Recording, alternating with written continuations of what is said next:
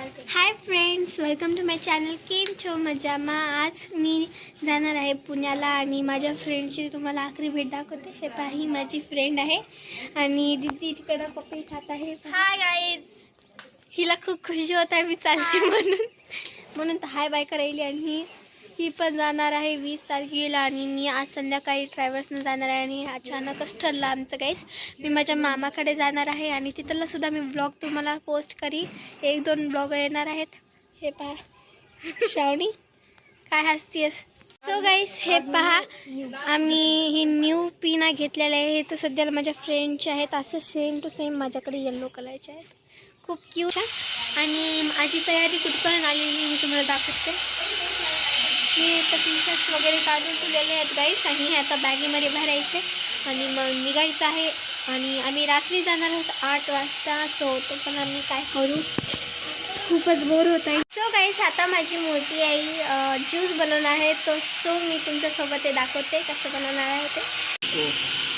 हे पहा गाईस, ह्याच्यामध्ये चिकू आहे, अंगूर आहे, दूध आहे, साखर आहे, सगळं आहे आणि साखर टाकलेली आहे. हे पहा गाईस, ह्याला आता हे झाल्याच्या नंतर मिक्सरमध्ये सो गाईस ह्याला ह्याच्यानंतर खोलायचं आहे. आणि हे पहा असं पेस्ट बनवून घ्यायचं आहे. गाईस, इथं मी आता बरं कुठलेलं आहे. हे पहा आता देशी स्टाईल बघा, असं तोडायचं आहे. चुरा करायचा आहे आपल्याला आता. ओ माय गॉड, नाही ते बारीक बुखेस आहे तेवढा झालाय दबून. हे पहा गाईस, हे झालं. सो हे पहा गाईस, किती भारी बर्फ झालेला आहे आणि याला खाऊ वाटायला. सो तुम्ही खा. आता बर्फ टाकलेला आहे याच्यामध्ये. हे पहा दूध टाकायचे. गाईस, हे पहा ह्याच्यामध्ये बर्फ मिक्स झालेला आहे आणि इथं दिसत आहे बर्फ आपल्याला. दूध टाकलं गाईस.